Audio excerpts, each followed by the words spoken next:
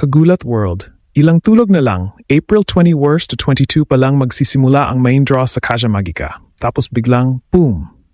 Isang ex-post kaninang umaga, Madrid R1 leaked, Alex Ayala vs Paula Badosa. Walang picture ng buong draw, walang official confirmation pa, pero grabe ang impact. Si Alex Ayala, ang pride ng Pilipinas at rising star mula sa Rafa Nadal Academy, laban kay Paula Badosa, dating top 10 Spanish clay queen at home favorite sa Madrid. Remember Miami 2025? Dapat sila naglaban sa round of 16 pero nag-withdraw si Badosa dahil injury. Walkover si Alex papunta sa kanyang unang WTA 1000 quarterfinal. Ngayon, full circle na. Clay court ito, 96-player draw, round 1 equals to round of 128 para sa non-seeds. Si Badosa wildcard, si Alex direct entry. Isang leak lang pero naging trending na sa PH Tennis fans. Ginulat ang mundo kasi, bakit agad ganito kalakas ang simula para kay Alex? Ilang tulog na lang, posibleng history na naman ito. Bakit naging ginulat ang mundo moment to?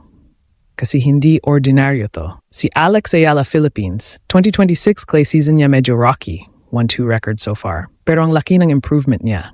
Lefty game, variety, at fighting spirit. Madrid ang kanyang chance para mag-redeem after Stuttgart early exit. Home crowd, Spanish fans sigurado magiging loud para kay Badosa, pero si Alex, may Pinoy power na sumusuporta worldwide. Si Paula Badosa, Spain, clay specialist, dating world number 2 peak. Nasa comeback mode siya after injuries back and wrist. Wildcard sa home tournament niya. Kapag fit siya, delikado, strong serve, big forehand, at Madrid crowd na parang ika-13 player.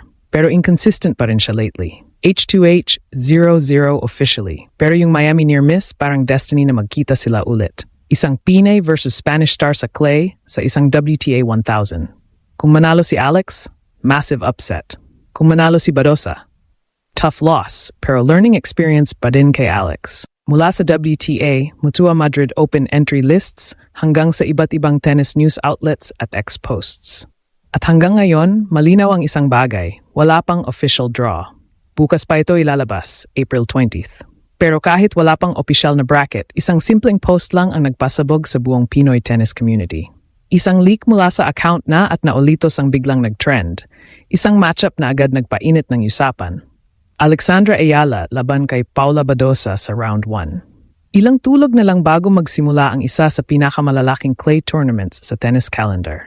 Ang Mutua Madrid Open ay nakaschedule na. At ang main draw magsisimula sa April 24-22 sa Caja Magica sa Spain. Lahat naghihintay sa official draw kung sino ang magkakaharap, sino ang may magandang path, at sino ang agad sasalubong sa matitinding laban. Pero bago pa man dumating ang opisyal na bracket, isang tweet lang ang bumasag sa katahimikan. Isang linya, walang kasamang larawan ng buong draw, walang confirmation, pero sapat iyon para magliyab ang buong tennis community, lalo na sa Pilipinas. Biglang naging sentro ng usapan si Alex, ang batang Pinay na patuloy na umaangat sa world stage, at sa kabilang panig ay si Paula Badosa, isang Spanish star na may malalim na karanasan sa clay at isang pangalan na kayang magdala ng pressure sa kahit sinong kalaban. Kung iisipin, parang sinulat ang matchup na ito para maging cinematic. Bumalik ang alaala ng Miami Open 2025 kung saan dapat sila unang nagharap, pero hindi natuloy dahil sa injury ni Badosa. Nakalusot si Alex noon via walkover papunta sa isang historic run. Ngayon, kung totoo ang leak, parang binibigyan sila ng pagkakataon ng tadhana para tapusin ang hindi natuloy na laban. Mas tumitindi ang drama dahil clay court ito. Isang surface na kilala sa mahabang rallies, sa physical at mental na labanan.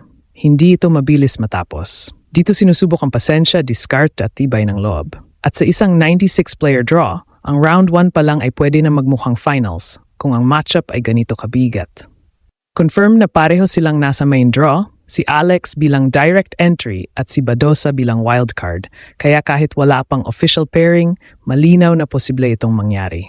Isang leak lang, pero parang lindol ang epekto sa Pinoy tennis fans. Hindi lang ito simpleng aban, kundi banggaan ng dalawang magkaibang estado sa career.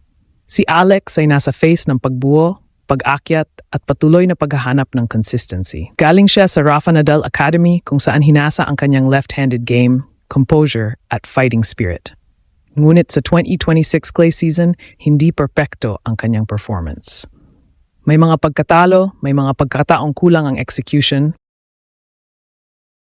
at ang Madrid ay nagsisilbing pagkakataon para makabawi at magpakita ng panibagong anyo. Sa kabilang banda, si Paula Badosa ay nasa comeback mode. Isa siyang dating elite player na umabot sa matataas na ranking, ngunit naapektuhan ng injuries sa likod at pulso. Gayunpaman, hindi nawawala ang kanyang kakayahan, lalo na sa clay. Ito ang kanyang natural na surface, kung saan lumalabas ang kanyang lakas sa serve, forehand at court control. Idagdag pa ang home crowd sa Madrid at parang may dagdag siyang lakas na hindi makikita sa stats. Dito pumapasok ang tunay na tensyon. Ang crowd sa Madrid ay kilala sa pagiging maingay at passionate. Bawat puntos ni Badosa ay may kasamang sigaw, bawat pagkakamali ang kalaban ay may pressure. Para itong invisible factor na pwedeng magbago ng takbo ng laban. Ngunit sa kabilang banda, si Alex ay may dala ring lakas, ang suporta ng mga Pilipino sa buong mundo. Hindi man sila physically present, ramdam ang kanilang energy sa social media, sa bawat post, sa bawat mensahe ng suporta. Wala pa silang official head-to-head record, pero ang hindi natuloy na laban sa Miami ay parang kwentong bitin na ngayon ay may pagkataong dugtungan. Kung manalo si Alex, hindi lang ito simpleng panalo, kundi isang malakas na pahayag na kaya niyang makipagsabayan sa mga veterano kahit sa kanilang comfort zone. Kung matalo naman siya, hindi ito kabiguan kundi isang mahalagang hakbang sa kanyang development, lalo na sa paghahanda para sa French Open. Sa puntong ito, speculation pa rin ang lahat, pero may bigat na ang bawat usapan. Kung pagbabasehan ang current form, may advantage si Paula Badosa sa experience at familiarity sa clay, ngunit si Alex ay may dala na hunger at predictability. Ang laban, kung mangyayari, ay malamang maging mahaba at puno ng momentum swings. Hindi ito magiging one-sided.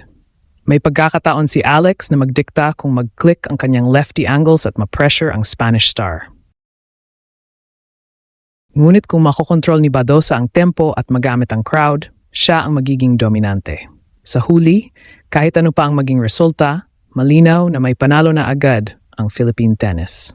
Dahil ang presensya ni Alex sa ganitong klaseng usapan ay patunay na siya ay hindi na lang basta prospect, kundi isa ng pangalan na kayang magdala ng atensyon sa global stage. Kapag lumabas ang official draw sa April 20th, at kung makumpirma ang matchup na ito, inaasahan ang pagsabog ng reaksyon mula sa fans, mga watch parties, online discussions, at walang tigil na suporta. Ilang tulog na lang bago ang katotohanan. Kung ang leak ay magiging realidad, hindi ito simpleng laban, kundi isang yugto sa patuloy na pag-angat ng isang Pinay sa mundo ng tennis. At kung sakaling mangyari, posibleng muli nating masaksihan ang isang kwento na hindi lang tungkol sa panalo o talo, kundi tungkol sa tapang, pagkakataon, at ang kakayahan ng isang atleta na muling gulatin ang mundo.